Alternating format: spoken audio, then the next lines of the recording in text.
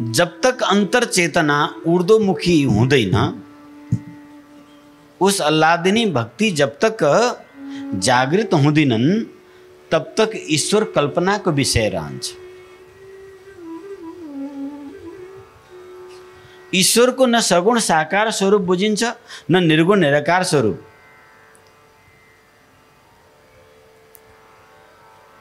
सगुणा भक्ति वा निर्गुणा भक्तिको जो चर्चा गर्छन्, निर्गुण भक्तिको लागि भक्त पनि निर्गुणै हुनुपर्छ। क्या? निर्गुण भक्तिको लागि, निर्गुण उपासनाको लागि भक्तको स्थिति पनि निर्गुण हुनुपर्छ। अब निर्गुण स्थितिमा भक्त पुगिसकेपछि बाँकी नै के रहन्छ? निर्गुणको उपासना हुन सक्दैन। निर्गुणको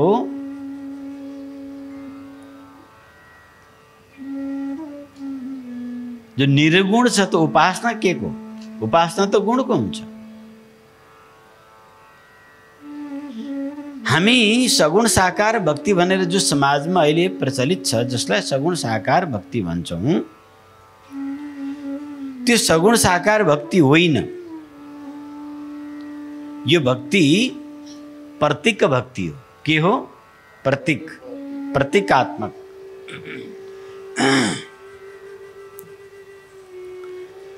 तो जब तक अंतर भक्ति को ऊर्ध्व जागृति, ऊर्ध्व उत्थान हुँदैन, तब तक ईश्वर केवल कल्पना का विषय रहन्छ। जब शक्ति को अंतर हृदय में जागृति हुन्छ, तब अंतर्दृष्टि, धी, बुद्धि खुल्छ। तब उसले बुद्धि योग प्राप्त गर्छ।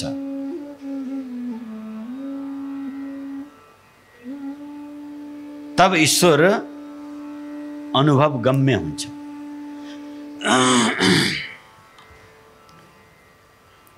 श्री नारद जी महाराज आफ्नो भक्ति दर्शनमा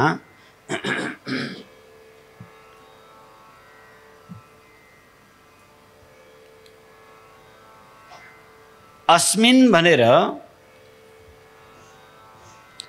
यस तत्त्वलाई यहाँ दर्शाउनु भएको छ।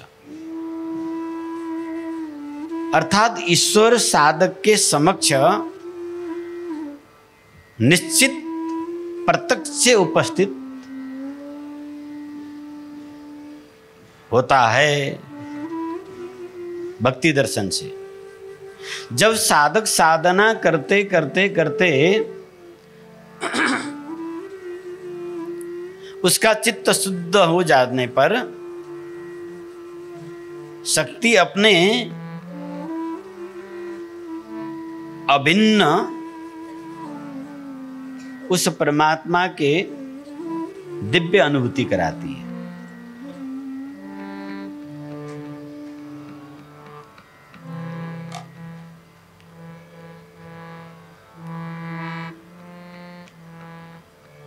जब अनुभव में वो परमात्मा आता है हृदय से,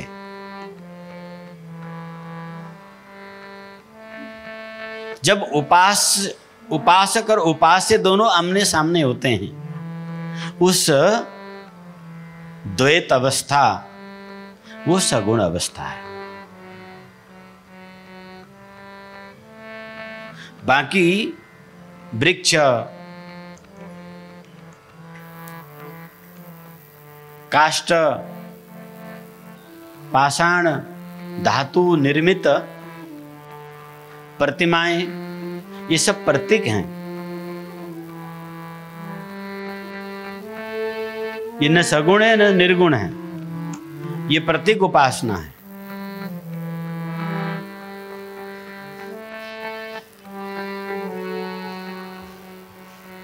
जब शक्ति को ऊर्ध्व जागृत होती है, तब परम प्रेम रूपा भक्ति, जिसे ईश्वरीय शक्ति कहा जाता है, साधक के हृदय में प्रकट होती है। बहुत जगह से हिंदी में महाराज जी क्यों नहीं बोल रहे हैं, बारंबार हमें श्रोताओं का बड़ा भारी मांग है। नेपाली में बोलता तो बुझी रहा है ना, हिंदी में बोलता धनके बुझला। हाँ, बड़ो धर्म संकट में आफूलाई। अब बीच बीच में त्यही भएर हिंदी अलिअलि मिलाइदिन्छु।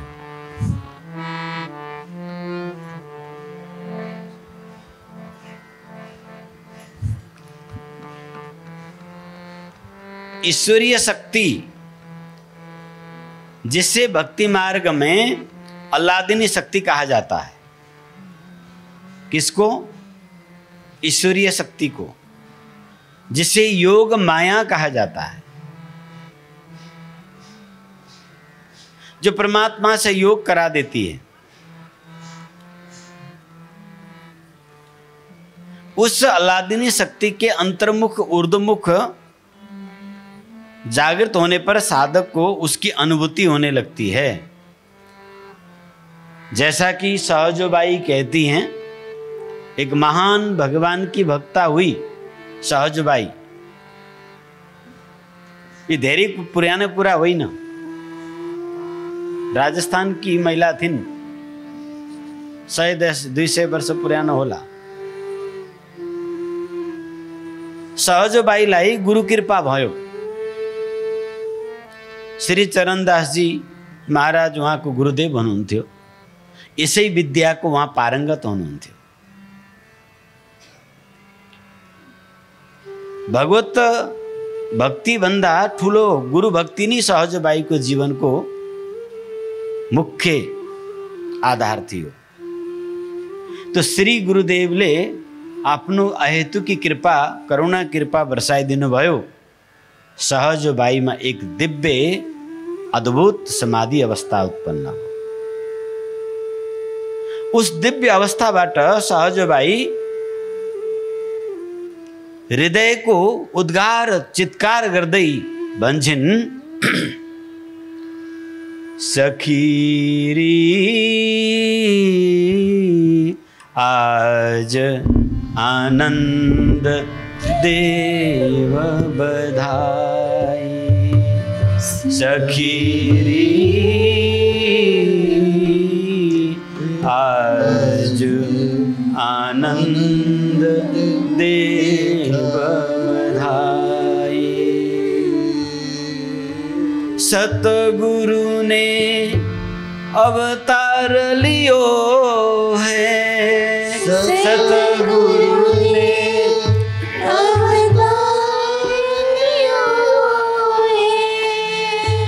मिली मिली मंगल गाई। मिली मिली मंगल गाई। सखीरी आज आनंद देव बधाई। सखीरी आज आनंद देव बधाई। अद्भुत लीला कहा बखानो। अद्भुत लीला कहा बखानो। मोह पे कहीं न जाई। सखीरी मोह पे कहीं न जाई। आज आनंद देव बधाई। आज आनंद देव बधाई। बहुविधि बाजे बाजन लागे। बहुविधि बाजे बाजन लागे। सुनत हिया हुल साई।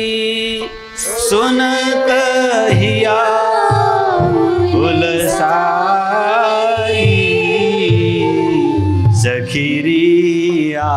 आज सखीरी आज आदेव आनंद बधाई।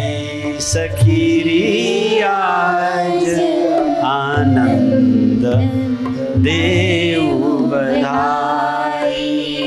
सखीरी आज आनंद देव बधाई। भाव भक्ति जब साधक को अंतः हृदय में श्री गुरु कृपा द्वारा मूलाधार बाट कर्मश उठते उठते हृदय में पुग्छ तब परम अवस्था को अनुभूति हुन्छ। त्यस दिव्य अवस्था में भगवान स्वामी रामानुचार्य भन्नुहुन्छ, प्राण अपान उदान ब्यान समान मिली अनाहत शब्द की खबर पावे। उलटिया सुर गगन भेदिया नवग्रह डंक छेदन किया। पेखिया जहाँ चंद्र कला सारी ब्रह्म अग्नि प्रगट भया। ब्रह्म अग्नि किसे कहते हैं? कुंडलिनी को। तो यहाँ सहजबाई को क्या अनुभव हुआ? श्री गुरुदेव ने अनुग्रह किया, दृष्टि किए, जैसे सहजबाई एक ऐसा दिव्य अवस्था में पहुंची कि उनके पूरे रोंगटे खड़े हो गए, पूरे शरीर के रोम रोम से एकदम अद्भुत तरीके से राम नाम का जाप होने लगा। एक अचंभ की अद्भुत आनंद की वो अपने हृदय में हिलोरे ले रही थी, आनंद ले रही थी। तब तक कहती है, बहुविधि बाजे बाजन बजन लागे। बहुविधि बाजे, अनेक वाद्य वादनहरू, मृदंग, सितार, बीड़ा, डमरू, बांसुरी, ये सब नवमती वाद्यों को झनकार एकाएक भित्रबाट उठ्यो। सुनत या हुलसाई, हृदय को भाव त्यसैमा विलीन भयो। अद्भुत आनंद, अद्भुत भाव में, अद्भुत स्थिति में सहजबाई डूब गई, क्योंकि उसमें ब्रह्मनाद का अनेक अनहद नाद सुनने लगी हो। साक्षात भगवान श्री कृष्ण के द्वारा बजाई गई उस बांसुरी की ध्वनि में वो खो गई, जिस ध्वनि को सुनकर चर अचर जीव सब स्तब्ध हो जाते थे। जिस बांसुरी के ध्वनि को सुनकर गोपनीय अपनी घर की कामकाज छोड़कर जो जिस दशा में थी उसी दशा में स्तब्ध हो जाती, वह दौड़ पड़ती थी उस आवाज के तरफ। भागवत में यहां तक वर्णन आता है कि श्री कृष्ण की बांसुरी की ध्वनि सुनने पर इतनी प्रेम विहाल हो जाती थी गोपनिया कि कोई एक आंखों में काजल लगा रही है, दूसरा आंख में काजल लगाना छोड़ दिया, भूल गई हो। कोई बच्चे को स्तनपान करा रही, बच्चे को कब फेंका कब चल दिया। कोई दूध दोह रही थी, कब दूधेरी गोपटियों कहले वो छोड़ी कहले ही नहीं।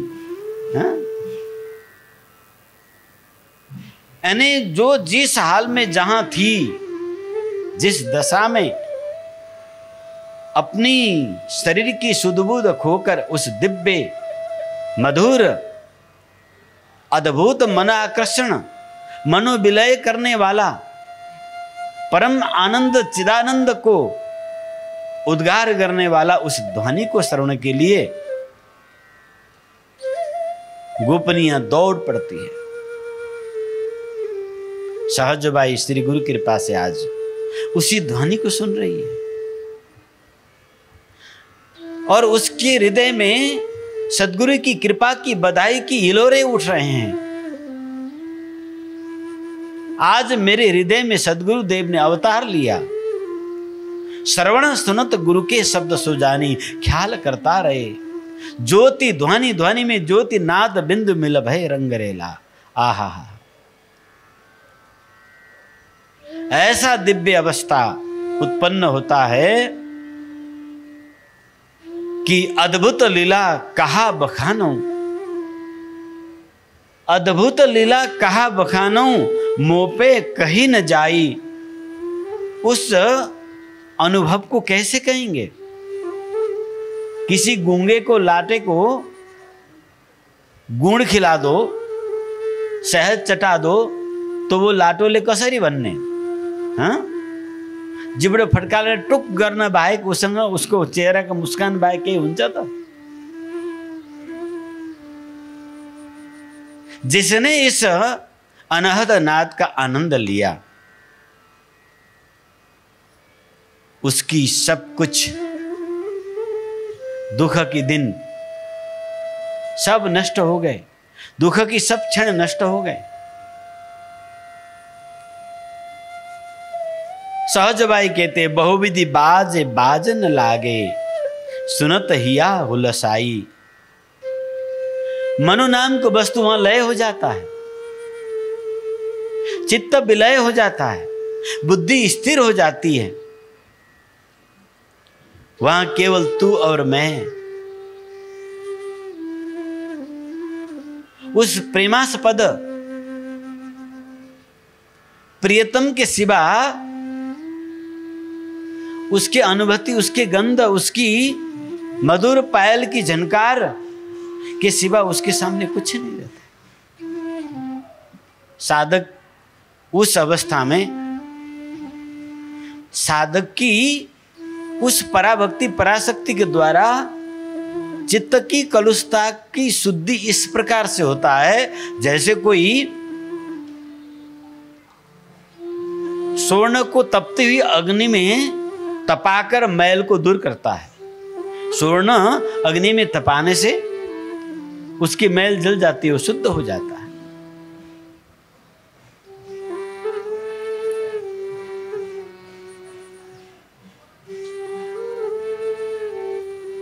भाव में गदगद सहजबाई उछलती है, दौड़ लगाती है, घरी आंगन के उस कोने में, घरी घर के उस कोने में। सद्गुरुदेव की उस अनुपम कृपा पर वो निहाल हो जाती है और धन धन होकर कहती है, धन धन कुंजो भाग तिहारे, चरण दास सुत पाई, धन धन कुंजो भाग तिहारे। आफूलाई परम भाग्यशाली ठान्छे उनले। बारंबार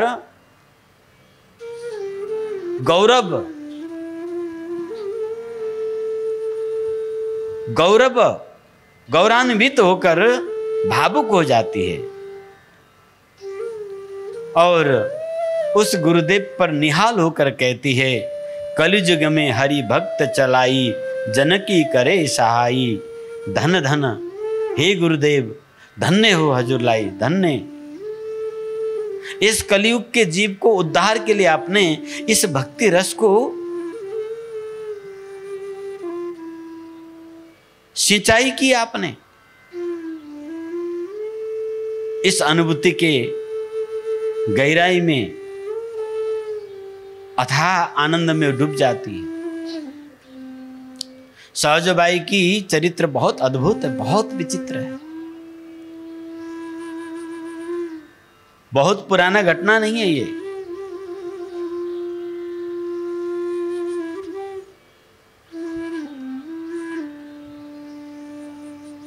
अनुभूति के पश्चात साधक शक्ति की उन क्रियाओं को आश्चर्यचकित होकर देखता है।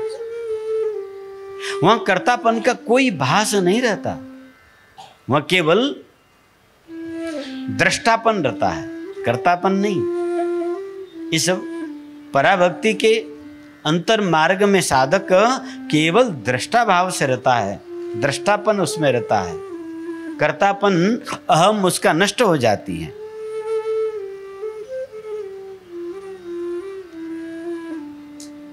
अभी तक मैं जो कुछ कर रहा था ये मैंपन से कर रहा था, इसीलिए वो ईश्वर से दूर था।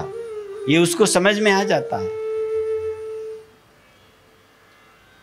वो सांसारिक क्रियाकलाप में अपने को भक्त मान रहा था, मंदिर बनाने में,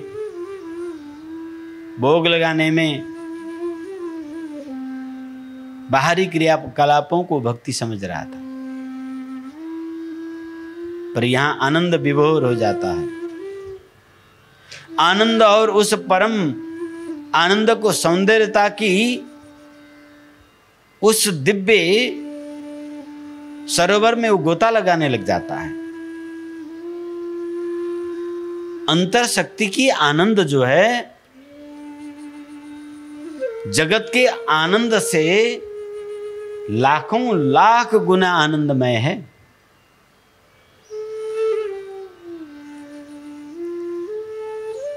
तुलना करते हैं लोग, 10,000 राजा से बढ़कर एक छत्रपति राजा का सुख है। ऐसे 10,000 छत्रपति राजाओं के सुख से बढ़कर एक इंद्र की सुख है, गंधर्वों की सुख है, उनसे बढ़कर अप्सराओं की सुख है, उनसे बढ़कर इंद्र की सुख है। ऐसे हजारों इंद्र के सुख से बढ़कर एक रति सुख है। ऐसे 10,000 कोटि रति सुख से बढ़कर कैवल्यानंद का सुख है, एक क्षण ध्यान का सुख है। उस क्षणिक ध्यान के असंख्य संख्या से बढ़कर उस आत्मरति का सुख है, जिसकी तुलना नहीं की जा सकती। तो संसार के सुख की वहां कोई तुलना नहीं है। संसार के सुख के तुलना में केवल अंतर शक्ति को किंचित मात्र भी जागृति, अंतर्नाद की सामान्य श्रवण भी अथाह सुख का कारण बन जाता है। साधक के सामने यह बात स्पष्ट हो जाती है कि उसके कुछ नहीं करने पर भी बिना चेष्टा के घटनाएं घट जाती है। ये पराभक्ति का विशेषता है, ये सिद्ध मार्ग की विशेषता है। साधक को कुछ न करने पर भी बहुत कुछ हो जाता है, बहुत कुछ।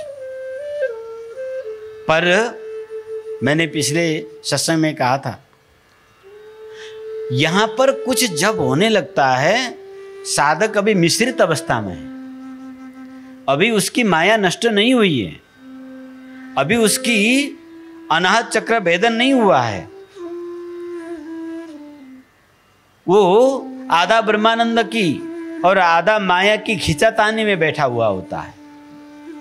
किंचित भी जगत अभिमानी आ गया, किंचित भी, तो फिर वो उल्टा फंस जाता है। आज से 5-6 वर्ष पहले यहीं पोखरा के एक पंडित साधना में चतरा में आश्रय लिए।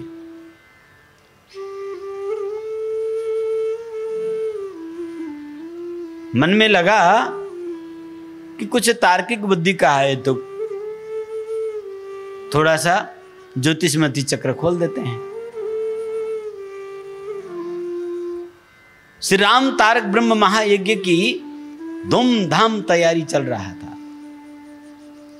उस यज्ञ की तैयारियों में अनेक देवी देवताओं की आवागमन हो रहा था, अनेक दैविक शक्तियां चक्कर काट रही थी। 1 अरब 60 करोड़ मंत्राज का जाप चल रहा था चारों ओर। आश्रम में अनेक बटुक ब्रह्मचारी साधक 1-1 करोड़, 1.25 करोड़ की जाप में लगे हुए थे। उस समय वो दैविक घटना की दृश्य अद्भुत था, अद्भुत। तो मन में लगा कि किसी को दिखना चाहिए, उस साधक की ज्योतिषमती चक्र की एक छोटी सी कोना थोड़ा सा खोल दिया गया कि देख ले तमाशा। वह साधक भाव विभोर हुआ, देखता गया तमाशा। हमने कहा लिख लो। लिखते लिखते उसके पाना पर पाना डायरी भरते गए। लिखाई में साधक बड़ा धूर्त चालाक था। 90% तो जो था वही लिखा, 10% अपना भी कुछ न कुछ अकल मिलाता गया, क्योंकि हमें तो पता है माजरा क्या है। हाँ, हमने कहा ठीक है कोई बात नहीं, मनुष्य का स्वभाव होता है, चलेगा, इतना तो चलता है। जन्म जन्म की अविद्या की अभ्यास करके आया है। हाँ, तो इतना तो चलता है, कोई नहीं बच्चा, लिखते जाओ। तारक ब्रह्म यज्ञ संपन्न हुआ। उस साधक में अभिमान का आवरण इस प्रकार से छा गया कि ये गुरुजी कुछ नहीं जानते, गुरुजी से ज्यादा तो मैं जानता हूं।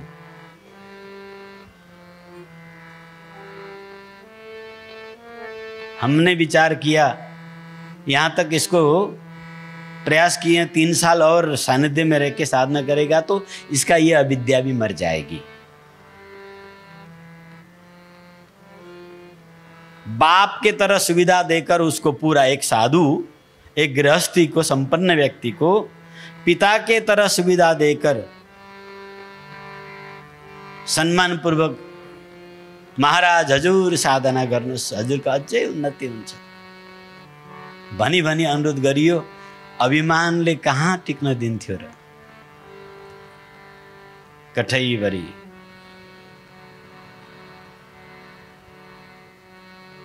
जैसे कोई जंगल के मृग किसी सिंह को देखकर उछलकर भाग जाता है, ऐसे ही उस साधना पथ से छलांग लगाकर भागा। अब उस अपनी, वो तो खेल था, फिर वो कोना पर्दा ढक दिया हमने। जब अविद्या इस प्रकार से उत्पन्न हो गई, तुम्हारी बुद्धि मारी गई, अहमता उत्पन्न हो गया, तो फिर करना क्या था? अब तुम अपनी 1.5 अकल लेके उछलते रहो।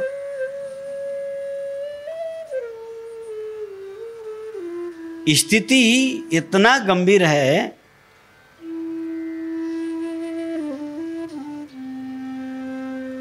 सोजा सीधा ही भैया ले, बाठा उबर ही बाठा भैया अलदार से।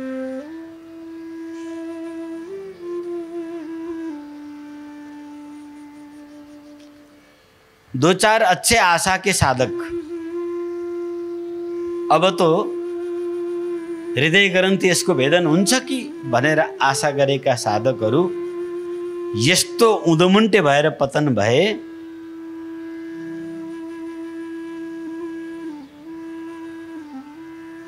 तिनमा कोही पश्चातापको भावना पनि छैन। यही जन्ममा पश्चातापको भावना जागेर प्रायश्चित गरेदेखि केही उद्धार हुन्थ्यो कि बा? तर उन्मत्त छ अभिमानमा। आफू त्रिकालदर्शी सिद्ध,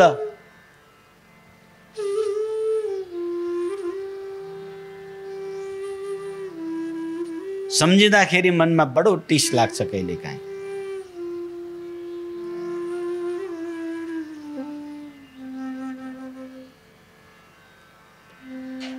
पहिले त आफूमा पात्रता छैन, आफ्नो पुरुषार्थ होइन। श्री गुरुदेव अनुग्रह किन्यो, श्री गुरुदेवको अनुग्रहले प्राप्त स्थितिमा पनि यदि समर्पण भाव रहेन, निष्ठा बनेन भने चारैतिरबाट जसरी गुलियो या घिउको सुगन्ध पाएपछि कमिलाले घेरा हाल्छ, त्यसै गरी जन्मान्तरको कर्म वासना अविद्या उसलाई घेरा हालेर बसिहाल्छ। कहाँनिर चाहिँ यति कमी भेट्यौँ त्यही झ्याप्प समातिहाल्नु।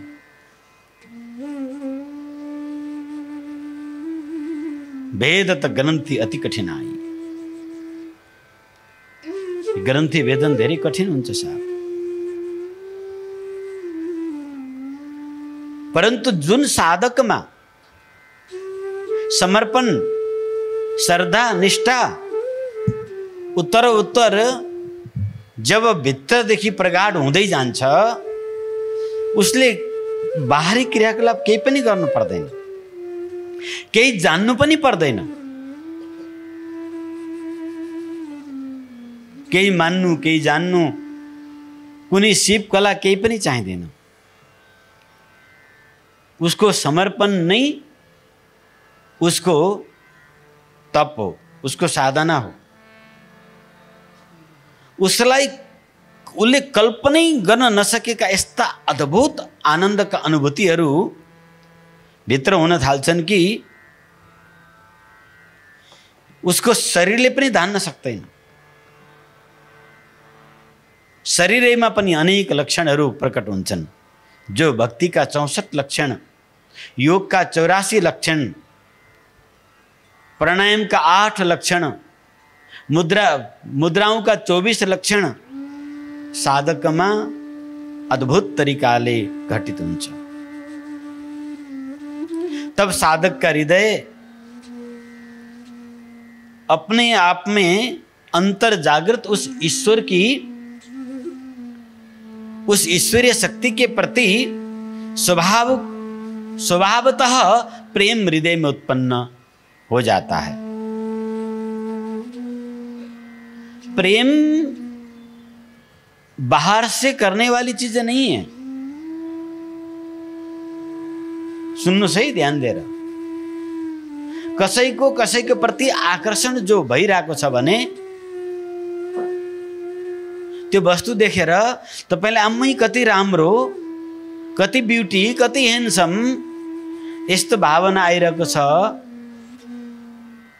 त्यो प्रेम होइन, त्यो रति हो, त्यो वासना हो,